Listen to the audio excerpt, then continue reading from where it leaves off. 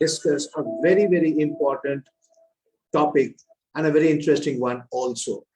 So while we are going on with all our sessions one by one for the next 12 sessions, we will be bringing up several topics, several discussions in these sessions, and you will be all happy that and you will be all be able to participate in that through the chat box. The Q&A box is also open for any questions which we can definitely take up after the sessions.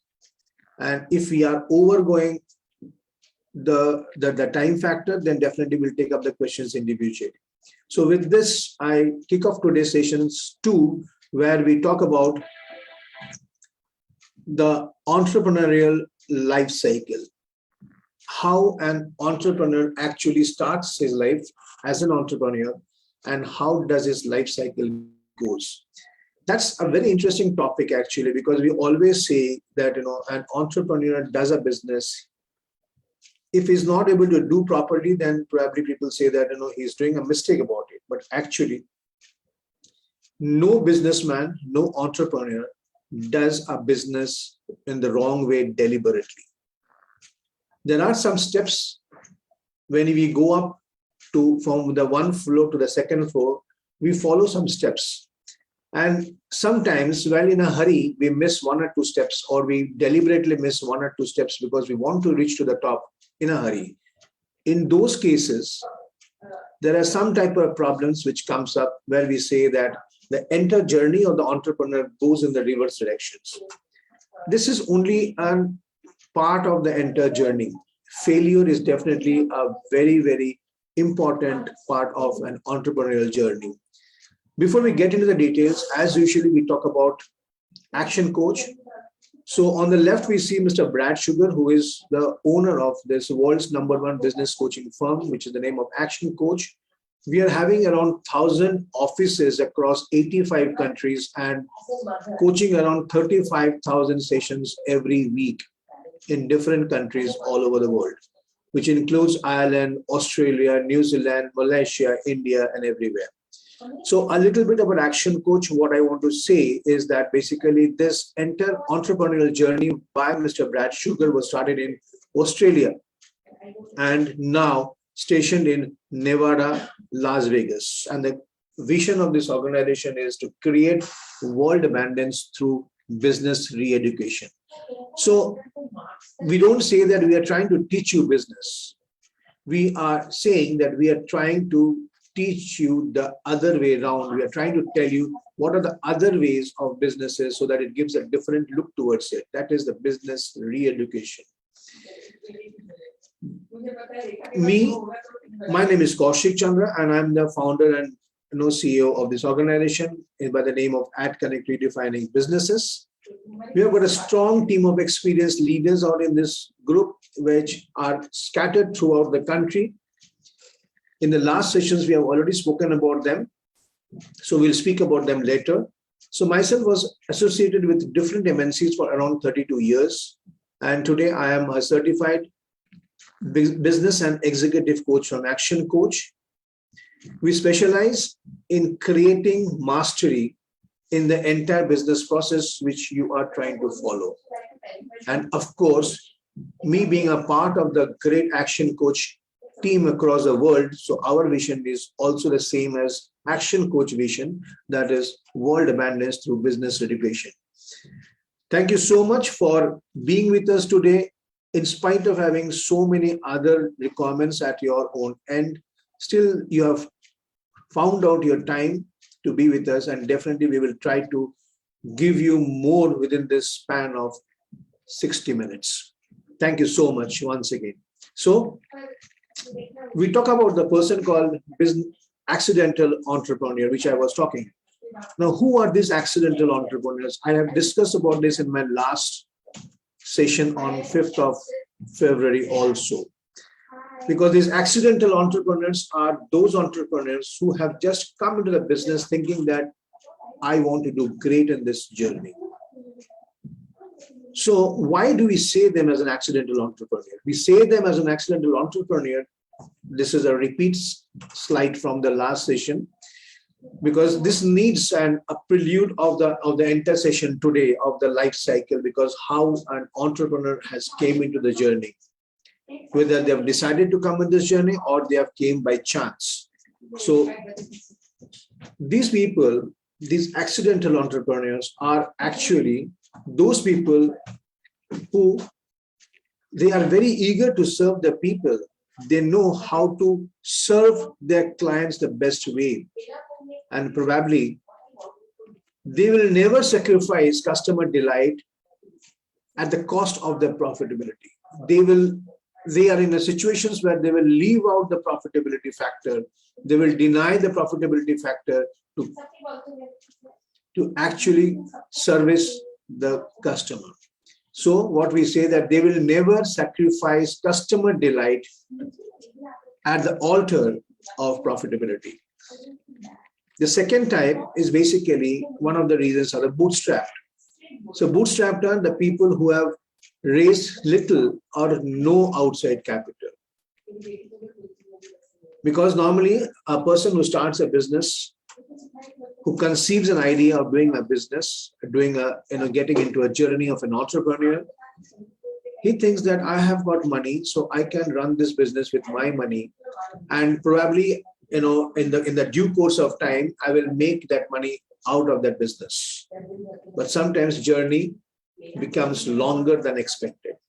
So my suggestion is that we should always try to raise a little bit of outside money from the market, because that is very important actually. Okay. The third and the most important part are those people who are self-taught entrepreneurs. They started on their own.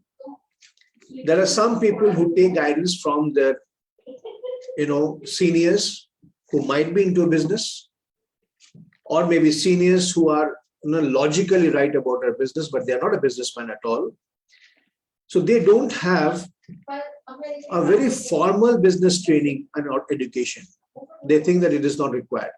It is only the money which is required to do a business. But here I say you, there is a correction. It is not only the money which is only required for a business.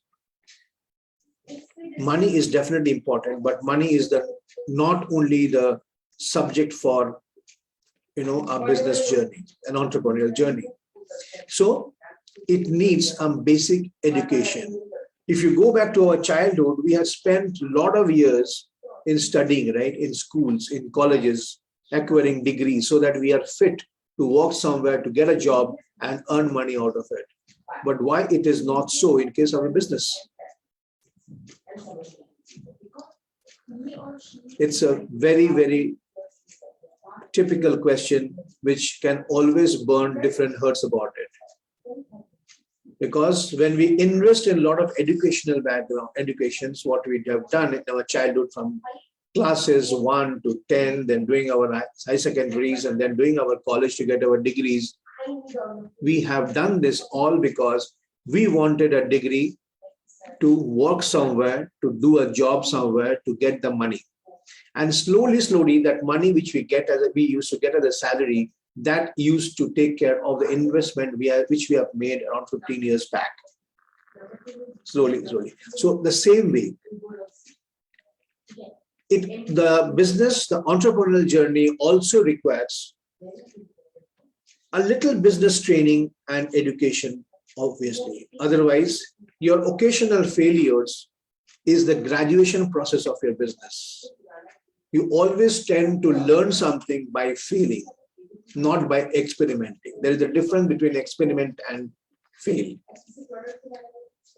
I keep on failing in my business and I start learning about the process. It's pretty dangerous. Whereas I keep on experimenting in my business and I learn the process, which is very, very enthusiastic and which is very, very professional to be in an entrepreneurial journey. With this, I go ahead with a very interesting thing called, where do we find these accidental entrepreneurs? We are talking about them, but where are they? How do we find them? We need to find them, we need to talk to them. But actually, they are everywhere. But you know what happens? it's a very sad state of affair when we say that these entrepreneurs who are actually trying to find foot in the market, in the journey, and then trying to become successful, but no one actually serves them because they are not good in the balance sheets. Because every funding agencies wants a very, very effective balance sheet. Now, where do they get it from? It is not possible to have a very healthy balance sheet unless and until it is made out of it, okay? When you start a business. So we find these accidental entrepreneurs, we find our friends everywhere around us who are suffering to actually excel in their journey. Hence, I tell you, I give you a little bit of information about how many are they and where they are actually faltering. So out of an estimate of 6.3 crore entrepreneurs in this country, which has been estimated on November 26, 2021, I think, yeah, my date is correct. As of November 26, 2021, India has got 6.3 crore entrepreneurs. In other countries, this group of entrepreneurs is actually the backbone of the economy of the country, but unfortunately, in our country, they are not. Because people does not believe them, because the banking system does not believe them, because they don't have a very glorious, glorified balance sheet with them. And there's a study which has been found out that 70% launch their businesses without any formal understanding. 70% of 6.3 crores of the business people have launched their businesses without a formal business plan.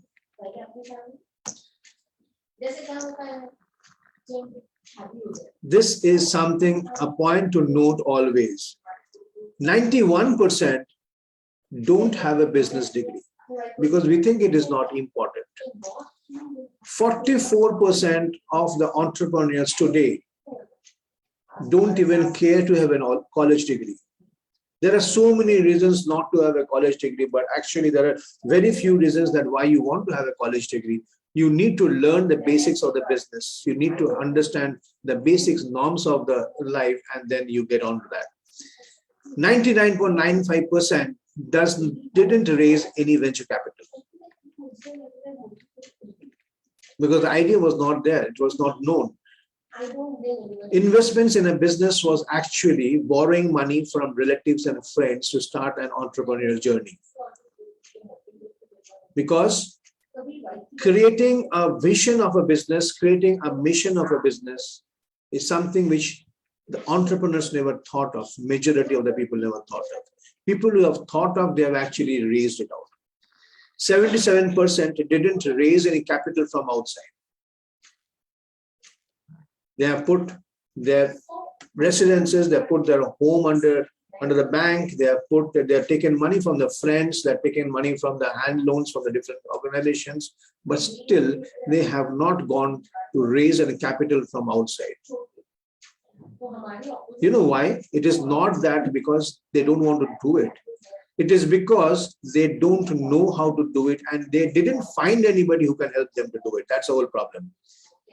So, in this process, what happens, 96% of them become the employee of their own business.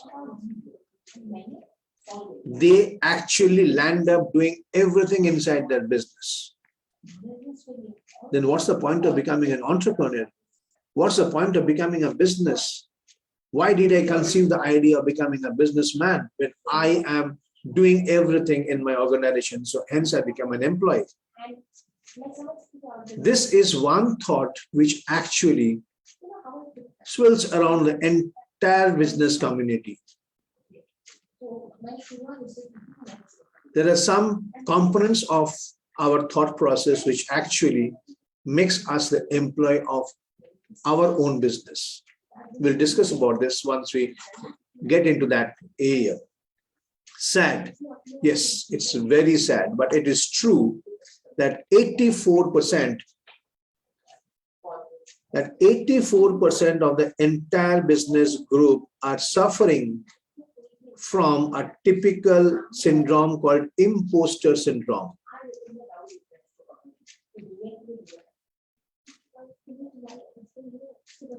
That's why I started this session with a very sad note that, we are entrepreneurs, but we actually don't know what we are meant to do. This is a figure which came out from a big person, from a very, very elevated person in the society and in the coaching fraternity all over the world. And they came out with a fact, and they come to understand that 84% of the entrepreneurs actually suffer from imposter syndrome. Now, if we don't know what is an imposter syndrome, I can help you on that. An imposter syndrome is nothing but an imposter phenomenon, which is basically a psychological pattern. It's basically a psychological pattern in which an entrepreneur, gets into a sense of continuous disbelief on our own self. They try to disbelieve their skills. They try to disbelieve their talents or accomplishments. They think that I am not fit for this business, and slowly, they try to die out. That is the imposter syndrome. Hence, if I go back to the previous slide, we will find that 70% of the entrepreneurs have actually launched their business without a formal business plan. And then they have not even raised a capital for them because they couldn't plan it. And ultimately, they kept on being an employee of their own business. Hence, that landed them into the system of imposter syndrome.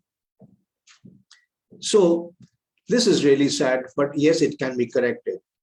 Hence, we at AtKonnectt, our mission is to help these accidental entrepreneurs to scale themselves so that they can scale their companies.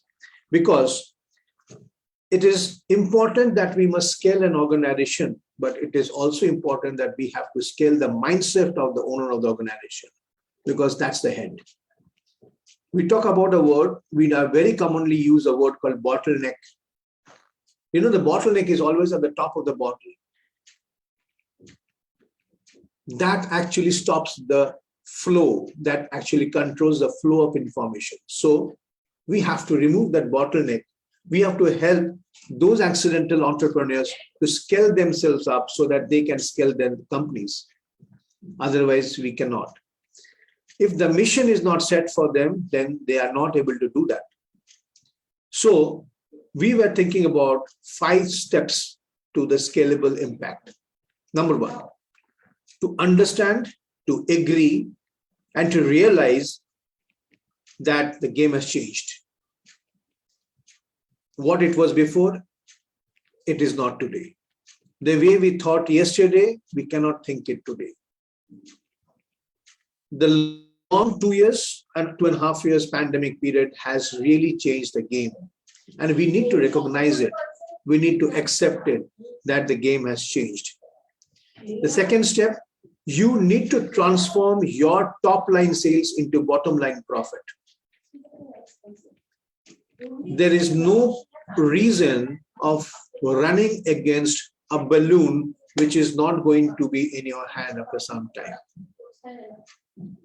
Running after top line sales was a vision before the pandemic, where people used to run for turnovers, the top line sales. But now it is time to transform that top line sales into bottom line profits.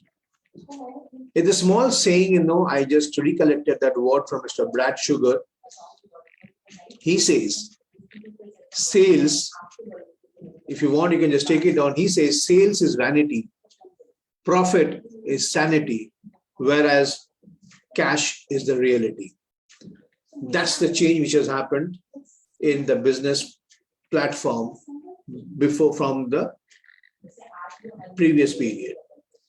Step number 4 is to make the things simple, because complexity is actually the enemy of escape. The more complex you make your system inside the organization, the more the scaling up gets stalled. So make it simple so that the people can understand what is required. If you are appointing people to do sales, rather make them understand that they are only supposed to do sales. Don't put up all things into the one basket, and therefore the basket gets, it doesn't work actually. So whenever we talk about sales, whenever we talk about an HR part of the organization, when we talk about administration part of the organization, in a lot of cases we try to mix of them. I know few organizations which I have been interacting with.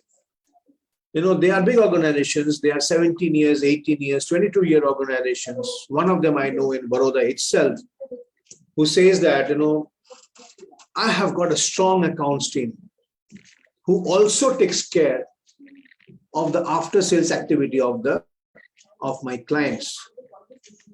So I asked them, then who brings the sales? Come on, Kaushik, I bring in the sale. So you are running your organizations only on one pillar. That is the owner of the organization who tries to bring in sales. And the person sitting in accounts doing a double job of taking care of the customers as well as taking care of the accounts. It doesn't work. It really doesn't work. Yes, there can be an argument on this. There can be an argument on this that it can work. It can work if you want to leave the company, if you want to keep the company at the small stage where it has begun. If you really want to enlarge your vision about your organization, about your thought process, it doesn't work. Hence, we at AtKonnectt help people to simplify their systems and avoid complexity so that the business can run into a commercial, profitable enterprise without the owner's day-to-day interventions. The fifth one, the most important one, is you need to adapt the habit of scaling. If you really want to ask big, if you really want to grow big, you need to adapt the habit of scaling. You have to scale up. So there are various stages where the business keeps on running one sector to another sector, where we have discussed in the last seminar also, and in the last webinar also. I'm so sorry. And we have discussed this diagram actually where we started this business. We say that, oh yes, we have become a businessman. And then we say that after some time, when we are not able to find a way through it, we say that, oh my God, it's not happening what I thought. So then when you keep, pressing your acceleration into the business with a lot of strength, you actually try to, you actually understand that, okay, wait, man, something is going to happen. We might have something in this business. It was not all wrong, because we need to understand that just starting a business doesn't ensure that the child starts walking. He is just born. You have to treat him. You have to give him the maximum care, and then slowly take him onto the particular level where you want to take him there. So, as we start a business, we try to push the pedal, the accelerator, and then we understand that there is something happening inside. We have to wait, we have to be cautious, and then take it forward. And then you have the feeling that, yes, man, it's working now. Now, when you get into the stage of feeling that, it's working, there you come up to a stage where you say that, yes, this is the time to scale. And we are all gone and we all will be rich. That's the problem. The moment we think that we are growing, and when we start scaling up, we try to become rich immediately. So we start making some unwanted mistakes, hurriedness, and obviously which lands up into a little bit of slowing down the process. Something develops inside our own system, which actually makes us mentally rich So we start ignoring some small things, but believe me, the small things also adds up to big things also. And where you suddenly start feeling that it was all going well, and when we try to scale up, then suddenly I don't see any growth. But the interesting part of life is whenever you change your vision, there has to be a time for stability. At one point of time, you were just growing, and then you wanted to scale up. But while scaling up, you become so confident. You were thinking only about the finance part. You're thinking only becoming a rich. So your entire thrust on the accelerator pedal loses down, and you see this isn't working now. What happened? Where is that growth which we thought of, which we dreamt of? And you reach a stage where there are only two ways, either to scale up or just let it go. And of course, no entrepreneurs today wants to let it go, because they have already traveled quite a long distance along with their thought process, along with their aim in life, along with their ambition, along with their vision, mission, and culture. Because by this time, they have actually developed vision, mission, and the culture. My dear friends, if you have not done that, please put yourself into the structure of having a vision of your company, mission of your company, and culture of your company, which will attract good people towards you, because you cannot run your business alone. You have to get good people around you, with you.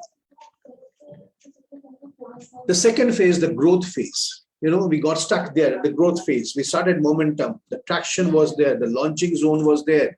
We started growing, and then we reached a place where it was a time to scale off. This is your growth phase. The entire system has to change. The thought process has to change, because when you launch the product, and when you have gone to a stage, when you have grown to a stage where it's ready, you're just on the cliff to jump for a higher vision, for a higher mission, there has to be some change in the process. What has taken you from the launching pad to the momentum pad will not take you the rest of the journey. And that's where our entrepreneurial friends make a mistake.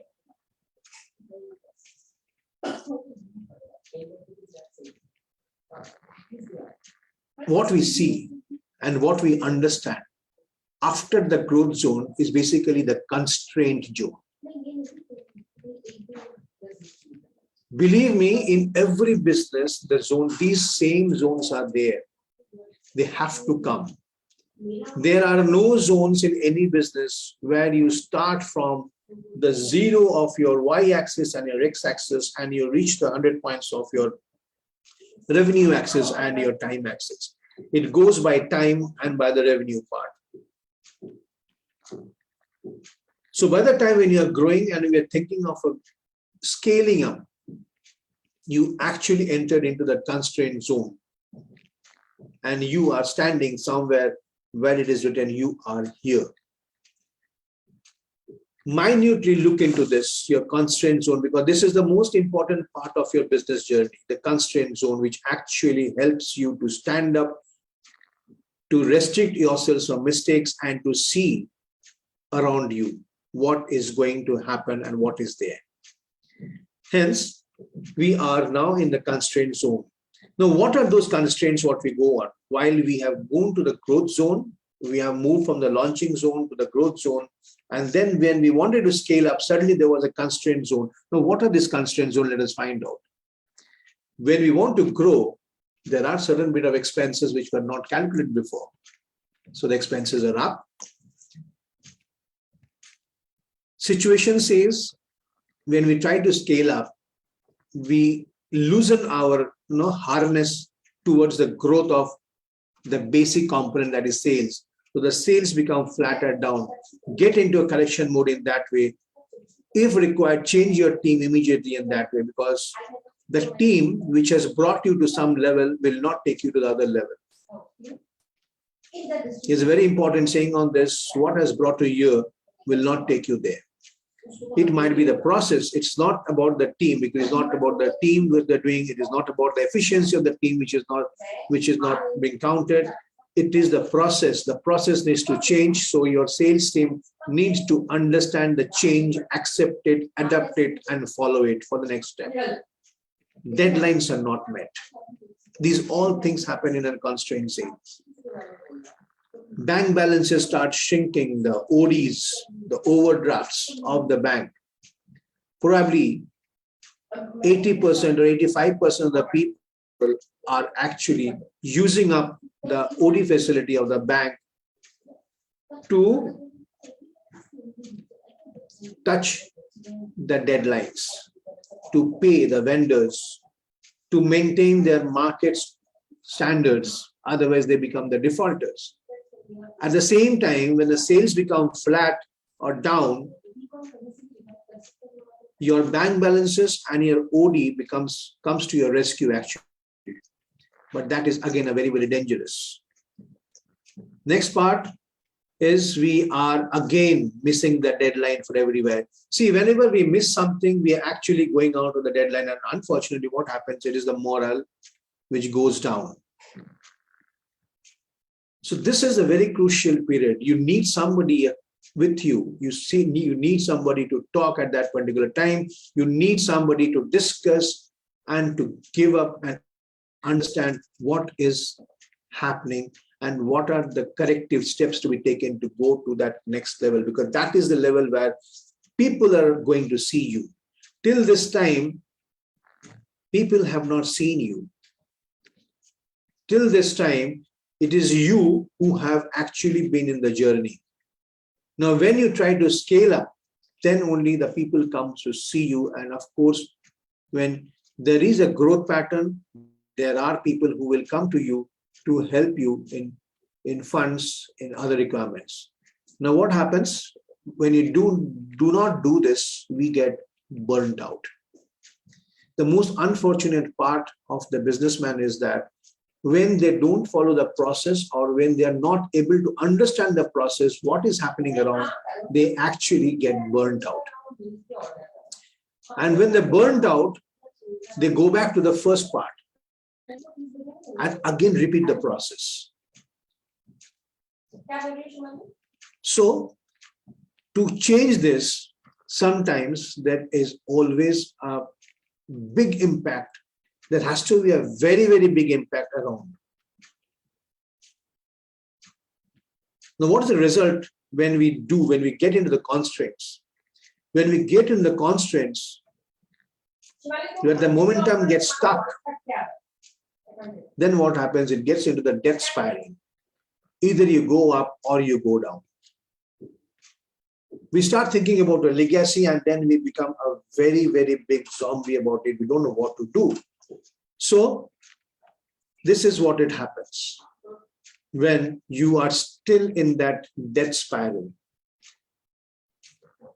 Deadline not meeting, OD is being issued up, doing something, you're not getting to understand what is going to happen. So the spiral keeps on spiraling around your business, around your mindset, and put you down slowly, slowly, slowly.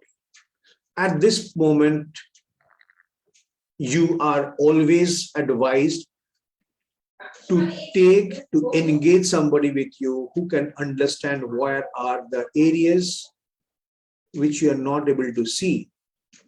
What are the thin lines which you are actually missing out? Because those are the areas where it goes down or it goes up. So within the constraint circle, and you're still there, then you come to a situations where you say that, this is the legacy of the entire subject, and this is where, the things will change. And slowly, slowly, it goes down, down, and down. Just what you didn't want, actually. And thus puts you into the dead zone where the business comes to a dead stop. This is one way of the journey. The other way of the journey is to make it a different one. How? To go back. Okay? Because you start then thinking, what is happening, man? Why am I paying so many people? Maybe I should fire everyone and do it alone. I think, everybody is wrong and I am the only person who is right. All these things, all these thoughts are basically the sign of the death spiral. When I think that I am the only person who is right and I am the only person who can run this business and nobody can be like me, I'm definitely into the death spiral. Hence,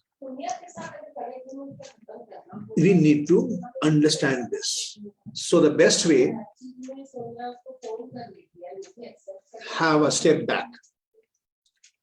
The best way is to just have a step back. Sometimes when you retreat to the original momentum space in your growth zone where you are actually growing, go back to the bottom of that zone and then restart the business. It is very much restart, what we call as a reboot. Sometimes we talk about rebooting the system. When your laptop, when your working system does get clogged down with a lot of previous cookies and everything inside, what you do, when your system is not working, when the laptop is not functioning well, so what you ask for a reboot, correct? That reboot actually helps to refine the system, to remove the clutter, and to make the system clutter-free. Hence, sometimes it is good to step back and then to step forward. It helps actually. So these are some details, some informations which has been gathered from so many, I could say inputs which I got throughout, my journey as a business coach. And I found that this is one of the best system where a person can go round, go back, and then come forward. Whenever there is a problem and whenever there is, a sense of defeat, which, sometimes catches us, which sometimes holds us, you should always reboot your entire thought process. When you reboot your thought process, then what happens is what you are seeing here. You actually understand where it was going wrong. Because actually, scientifically, what you're doing, you're traveling the same process with a different mind. With a fresh mind. So you are trying to rebooting the system, and definitely when you cross the constraint zone, you are actually towards the hyper growth, which breaks out. We will talk about this breakout, break-in, break-up, which are there in the businesses in a very detailed manner in some of the seminars, which is in the due time. It's a very, very interesting subject of breaking up, break in, break out, break in, break out, how this happens. That's the blue, the right side zone is basically where you are now, which is talked about the scalable zone, where you actually help people to scale their business. So the death zone, pivot zone, which you've seen earlier, you went for a retreat, a reboot of your entire thought process systems, again travel the journey, and then you find, okay, man, there I was making a mistake. Hence, I pick it up and put it up to the hyper growth system, the scalable zone, and now I am here. This is how an entrepreneurial life cycle keeps on happening. Is a time to scale up. But the harsh truth, all these things are good, but the truth, it's a fact actually. We all want change, but hardly we want to change. We all want clean roads in the streets of our cities, but we hardly carry a trash bin in our own vehicle. It's a general habit that we eat something from some wafers or something and slide down the window down and put the thing outside the car because my car needs to be clean. I don't know what is happening there.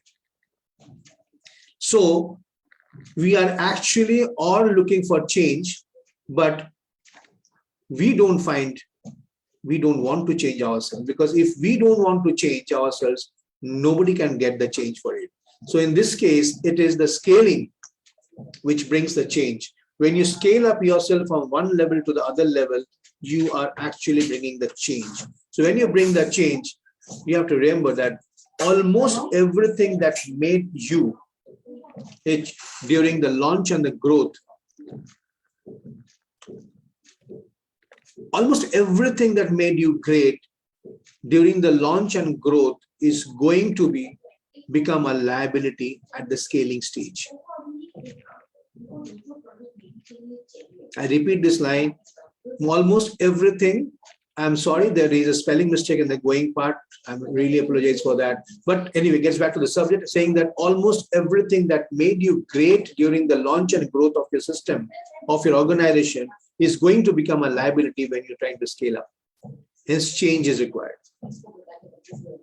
There is no need to feel bad that I have been traveling this journey with somebody and I have to break out from them and go in with somebody, because that thing may become a liability when I'm trying to scale up.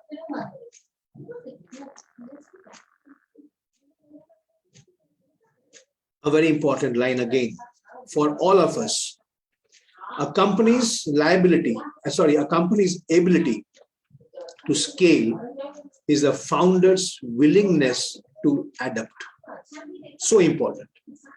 A company's ability to scale is the founder's willingness to adapt that change. Because in 99.99%, the founder himself doesn't want to change. Then how does he want the company to change? It cannot happen actually. It becomes a utopian situation that I am thinking in this way, but I don't believe in it. And if I don't believe in it, I cannot change it. That is for sure. So that is how it happens.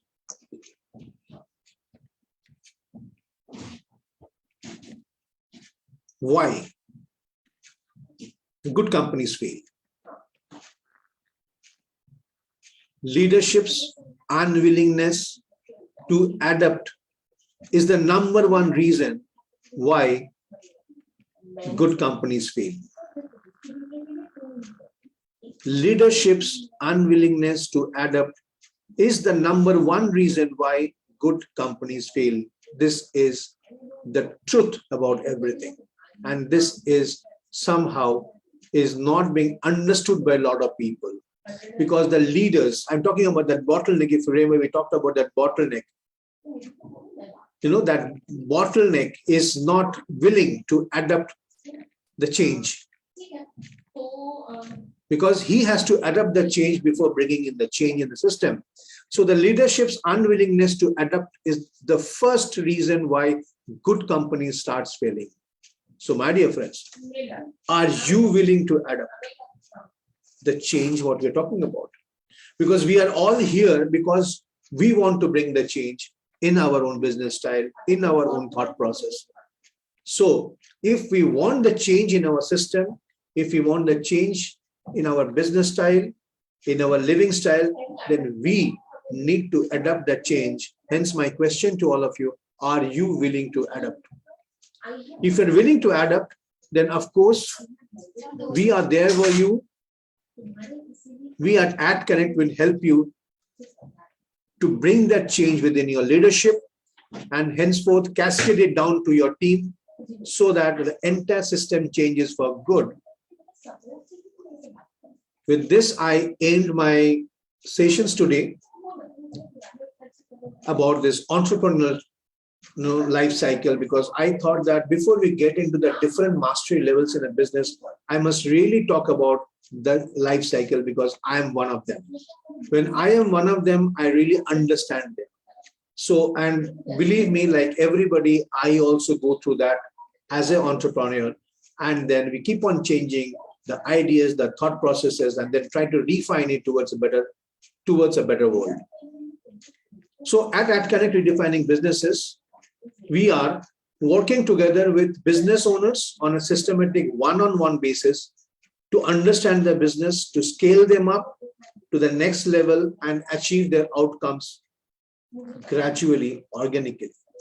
The key focus is basically strategic planning, sales team building. The growth catalyst of the organization are the sales team building. It's not the owner, not you as a leader, but is your sales team, the sales and marketing approach to optimize all the resources, the systems in organizations, develop the team and bring them together, align the team with the leader. And of course, when all these things happens, one thing which definitely happens is profitability. So, because whatever we do and whatever we are trying to do and whatever we have done, it's not only one thing, that was profitability. Because that profitability will only help us to achieve our personal goals as a businessman. Correct? So, thank you so much, dear friends. And it was really very, very interesting to see all of you there who were there in the last, and some of them are new, but of course it's very interesting. If you want to repeat this, we are there. Please let us know on our system so that we can repeat it sometime later also. Our next engagement is money mastery, the cash flow mantra, the heart, the blood pumping inside the system, how to get and keep the money. It is not only getting the money, but how to get and keep the money flowing, the cash flow mantra. And that is on, I'm so sorry.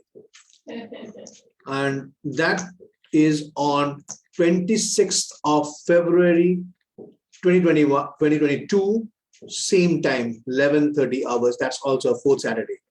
And probably it will not be very difficult for you to take out that 45 minutes to 60 minutes and discuss about it. Thank you so much. We are available at all these numbers: 97696 36194 159 126 165, and you can follow us at AtKonnectt to the Facebook, Instagram, and LinkedIn. And below is the website. In the website, you will find a very beautiful subject called disc analysis. How to understand one's own self before I try to understand the other people. Because everybody wants to understand other people without knowing to understand how to know myself.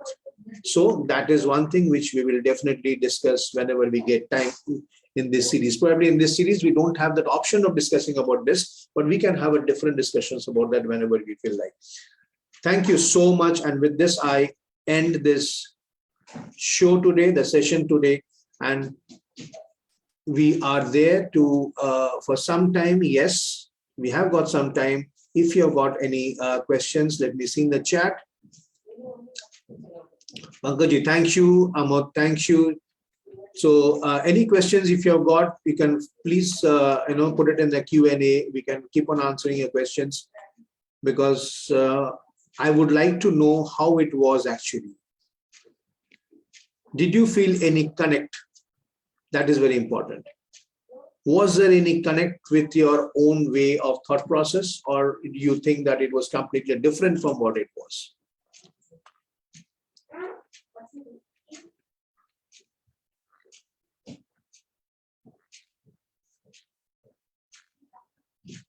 So,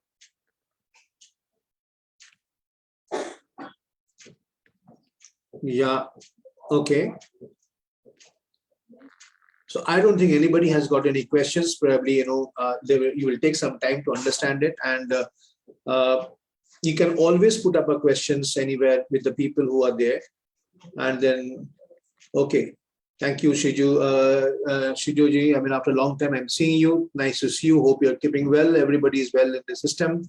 And I think today the entire country has opened up to do a fabulous business ahead.